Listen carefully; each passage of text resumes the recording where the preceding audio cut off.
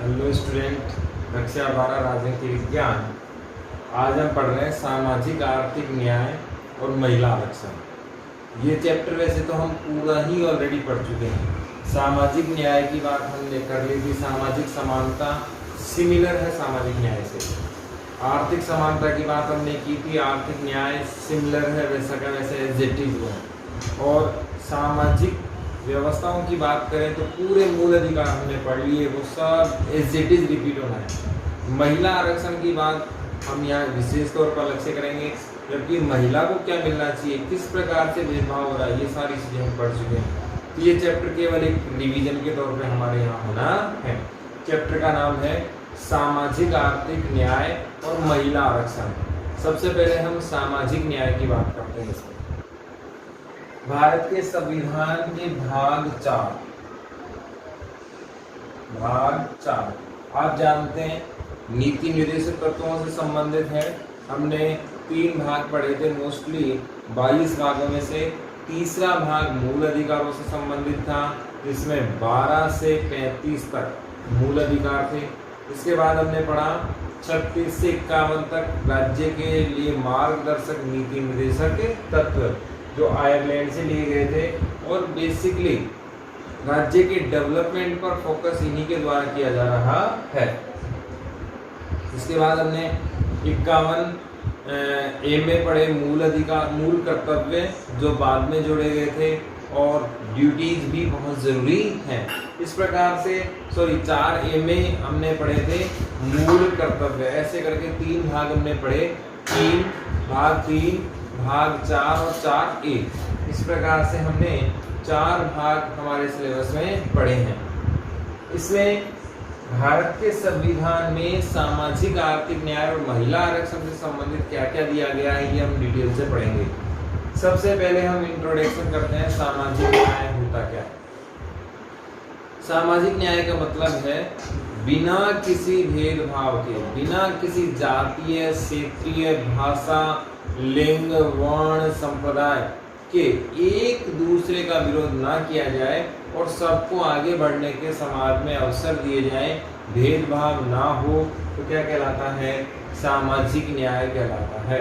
अब सवाल ये उठता है सामाजिक समानता और सामाजिक न्याय में अंतर क्या है, जबकि हमने दोनों ही शब्द पढ़े हैं। एक तरफ हमने पढ़ा था सामाजिक समानता, एक तरफ हम पढ़ रहे हैं समाज में क्या है, जस्टिस और इक्वलिटी। तो मेजर डिफरेंस यहाँ कुछ नजर नहीं आता। अगर हम परिभाषा के तौर पर देखें तो यहाँ कोई अंतर नजर नहीं आता।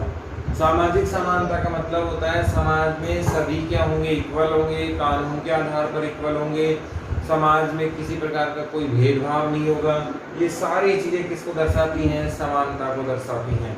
न्याय क्या है, अब न्याय का यहाँ से थोड़ा सा हटके हमें थोड़ा सा देखना होगा।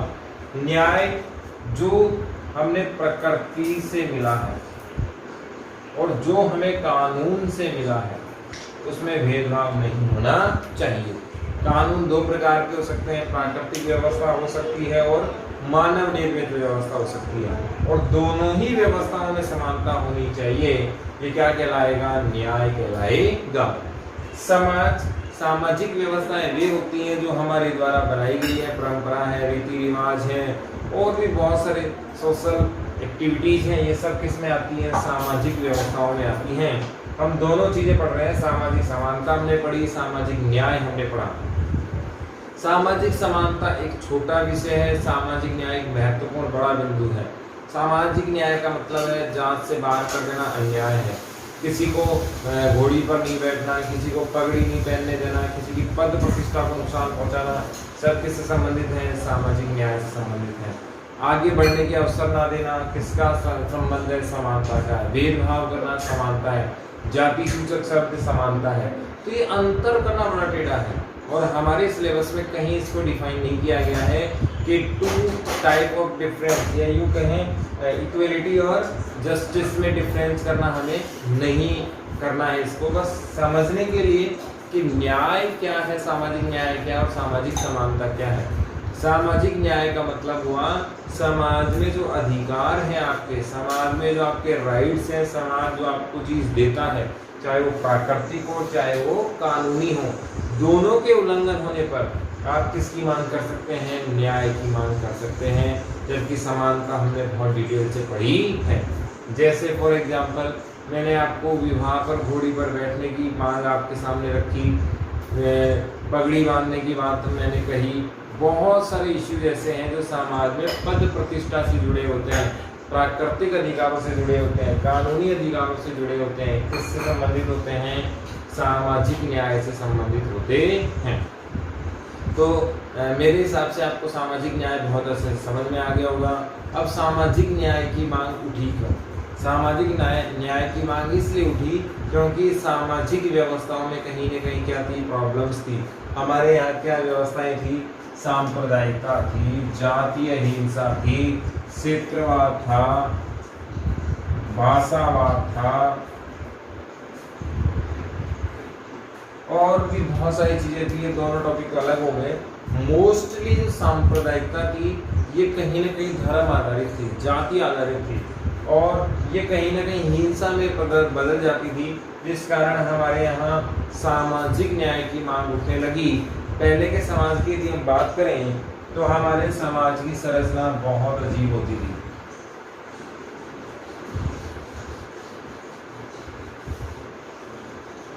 यदि हम समाज की बात करें तो समाज की संरचना बहुत अजीबोगरीब होती थी। जैसे मान लिया जाए ये गांव है, तो गांव के जो बढ़िया इलाके होते थे सुरक्षा की दृष्टि से, उसमें कौन लोग होंगे? उच्च जाति के, ऊंचे लोग। फिर इन इलाकों में कौन रहेंगे? मध्यम वर्ग, या मध्यम नहीं है तो फिर हटाओ। और लास्ट में आउटर में कौन रहेंगे? सबसे निम्न। ये जातीय व्यवस्था के आधार पर सामाजिक न्याय को चैलेंज करने वाली व्यवस्था थी। यानी कि जो निम्न श्रेणी के लोग थे, जातीय आधारित जो लोग थे, समाज की जो व्यवस्था थी वो इस प्रकार से थी कि जो बड़े प्रतिष्ठित लोग थे वो बहुत अच्छी जगह रहते थे, समाज के बीच में रहते थे, समाज के सारे निर्णय लेते थे। यहाँ से निम्न लोगों को केवल और केवल सेवा के लिए चुना जाता था। इसके लिए चुना जाता था सेवा के लिए, बेगार के लिए, दास प्रथा के लिए, बंधुआ मजदूरी के लिए, इन सभी चीजों के लिए इनको चुना जाता था। ऐसी स्थिति में इनके शोषण को कैसे रोका जाए, इनकी व्यवस्थाओं को कैसे सुधारा जाए, समाज में इनकी प्रतिष्ठा कैसे वापस लाई जाए, ये क्या कहलाता है? सामाजिक न्याय कहलाता है। सामाजिक न्याय से जुड़े हुए मुद्दे हैं। इसका दूसरा उदाहरण अगर हम देखें तो हमारे यहाँ साउथ इंडिया की हम बात करें, दक्षिण भारत की, तो दक्षिण भारत में बहुत सारे आंदोलन हुए और एक पार्टी बनी जिसका नाम था डीकेएम,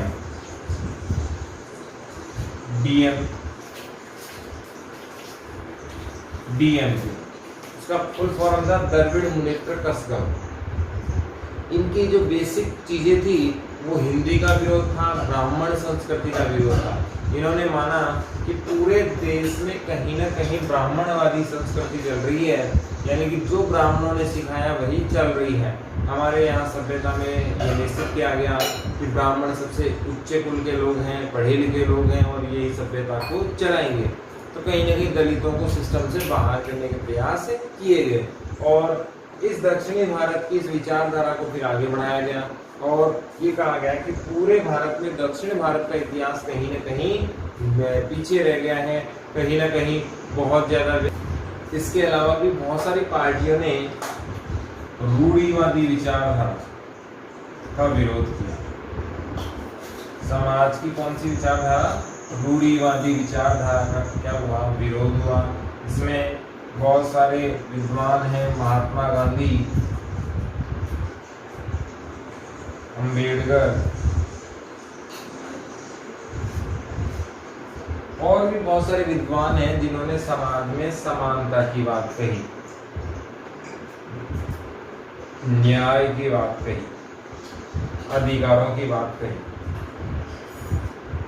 इनका मानना था कि यदि आज इन्हें अधिकार नहीं दिलाए गए, अगर आज पिछड़ा वर्ग रह गया, आज यदि सामाजिक न्याय की व्यवस्था नहीं की गई, तो समाज फिर पिछड़ता हुआ चला जाएगा और दमन होता ही चला जाएगा। इसीलिए दमन से बचने के लिए महात्मा गांधी ने दलितों को क्या कहा, हरिजन, कि ये अछूत नहीं है, ये भगवान नारायण, हरि का नाम है भगवान विष्णु का, और ये विष्णु भगवान के प्रियजन हैं, विष्णु भगवान से संबंधित है, इन्हें स्थान मिलना चाहिए।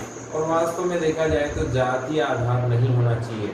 हमारे समाज में बहुत सारे लोग, पढ़े लिखे लोग भी ऐसा कर रहे हैं। शहरों में तो ऐसा देखने को नहीं मिलता कि जातीय आधारित व्यवस्थाएं मिले, लेकिन गांव में बहुत ज़्यादा देखने को मिलता है, जिसे हम क्या कहते हैं, छुआछूत कहते हैं, छुआछूत। और आर्टिकल 17 इसे क्या करता है, बैन करता है। अधिकार, हमने मूल अधिकार पढ़े, इसमें अस्पृश्यता का जो संबंधित आर्टिकल वो कौन सा है, 17। यदि कोई भी छुआछूत से संबंधित कार्य करता है तो उसके खिलाफ कार्रवाई हो सकती है। इसमें हम आगे देखें, सामाजिक न्याय के लिए बहुत सारे विद्वानों ने प्रयास किए। गांधी और अम्बेडकर के बीच में पूना पैक्ट समझौता हुआ था,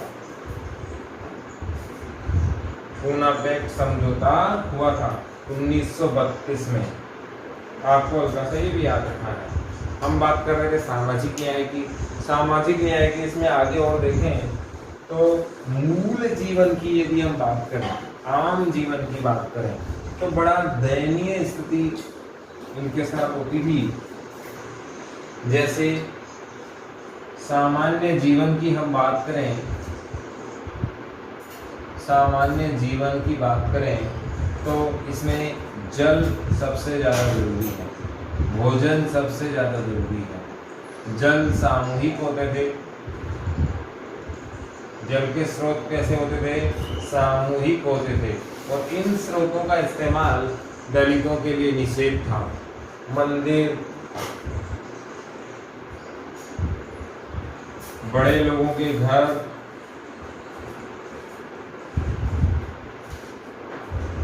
ये सब जो दलित व्यवस्था हमारे यहाँ पाई जाती थी, इसमें कहीं ना कहीं इनको बहुत दूर रखा जाता था। जैसे जल की बात करें तो जल पहले बावड़ियों, कुओं, नदी, तालाब इनसे प्राप्त किया जाता था, और दलित लोगों को इस जल के स्रोत से अलग रखा जाता था। या तो गांव में इनके लिए अलग से व्यवस्था होगी, गांव से बाहर जो भी सामूहिक रूप से जो समूह होगा दलितों का वो उसको इस्तेमाल करेगा, या पर्टिकुलर यदि कुछ ही स्रोत हैं तो उनमें से उनको परमिशन नहीं होती थी कि आप इसे टच कर सकते हैं। भोजन की बात करें तो भोजन के जो सोर्स होते थे उन पर भी अधिकार केवल बड़े लोगों का ही होता था। ये केवल एक प्रकार से बंधुआ मजदूरी करते थे और उसी से कुछ जो मिलता था उसी से अपना जीवन यापन करते थे। बेगार प्रथा इसका प्रमुख उदाहरण है, जो उड़ीसा में भी पाई जाती है बहुत मात्रा में, आज भी बिहार में पाई जाती है, राजस्थान के, पश्चिमी राजस्थान के भाग में ऐसा ही है। आप जानते हैं बेगार प्रथा क्या होती है, असंगठित क्षेत्रों से क्या लिया जाता है, कर्ज, जिन्हें हम देसी भाषा में साहूकार कहते हैं। देसी भाषा में क्या कहते हैं, साहूकार कहते हैं। साहूकार खेती पर क्या दे देता है, कर्ज दे देता है खेती के वजह से, लेकिन खेती फर्स्ट ईयर नहीं हुई, अकाल हो सकता है, बाढ़ हो सकती है, सूखा हो सकता है, नेक्स्ट ईयर ये कर्जा और बढ़ा, पर ये कर्जा बढ़ता ही चला जाता है। एक स्थिति ऐसी आती है खेती और किसान का खेत ही बिक जाता है और ये अमाउंट इतना ज़्यादा हो जाता है कि किसान अपने ही खेत पर क्या बनकर रह जाता है, मजदूर बनकर रह जाता है। ये कौन सी व्यवस्था कहलाती है, बेगार प्रथा कहलाती है, सॉरी बंधुआ मजदूरी कहलाती है, बंधुआ मजदूरी।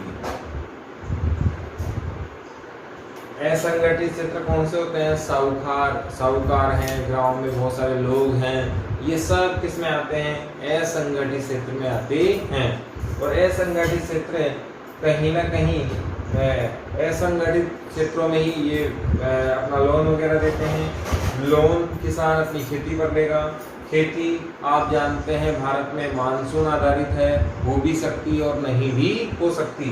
कभी बाढ़ आ गई, कभी सूखा पड़ गया, बहुत बार अकाल की स्थिति हम देखते हैं, कभी ओलावृष्टि है, कभी आंधियां हैं, ये फसल को नुकसान पहुंचाती है। बहुत ज़्यादा सर्दी, बहुत ज़्यादा गर्मी, ये भी कहीं ना कहीं इफेक्ट डालती हैं। मृदा अपरदन, बहुत सारे कारण इसके हैं। किसान इसलिए अपने आप कर्ज ले लेता है कि हम नेक्स्ट ईयर चुका देंगे, और ये प्राकृतिक आपदाओं के कारण फसल बर्बाद हो जाती है। एक स्थिति ऐसी आती है, कर्जा इतना बढ़ जाता है कि पूरी कृषि ही, पूरा खेती किसका हो जाता है, साहूकार का हो जाता है, और फिर से आजीवन क्या करनी होती है, किसान को मजदूरी करनी होती है। तो ऐसी व्यवस्थाओं के लिए भी क्या लाया गया है, सामाजिक न्याय लाया गया है कि सामाजिक न्याय भी मिले और समाज की व्यवस्थाएं सुधरे। इसमें बेगार प्रथा भी बहुत इम्पोर्टेंट है कि बेगार प्रथा के विरोध में भी ये सामाजिक न्याय लाई गई है। बेगार प्रथा में कौन है, जैसे सफाई कर्मचारी, सफाई वाले लोग, और बार बार जिन्हें नाई वगैरह हम लोग कहते हैं, बहुत सारे हलवाई का काम करने वाले लोग, इनके जो हेल्पर होते थे, सहायक होते हैं। गांव में आज भी ये व्यवस्था होती है, इन्हें पैसा नहीं दिया जाता, केवल कुछ खाने पीने की वस्तुएं दी जाती हैं, अनाज दिया जाता है। तो उचित मात्रा में यदि वेतन नहीं है कार्य के बदले, तो कहीं ना कहीं कौन सी व्यवस्था कहलाएगी, बेगार व्यवस्था कहलाएगी। इन सबको मिटाने के लिए भी किसकी बात की गई है, सामाजिक न्याय की बात की गई है। इसमें मंदिर की यदि बात करें, तो मंदिर भी भारत का विकास में एक बहुत बड़ा योगदान रहा है। आपने हिस्ट्री में पढ़ा होगा कि मंदिरों को बार बार लूटा गया है, इसलिए क्योंकि ये धन के केंद्र थे। किससे संबंधित हैं, धन के केंद्र रहे हैं ये हमेशा, और इनको बार बार इसीलिए लूटा गया है, और ये भी भेदभाव के कारण रहे हैं।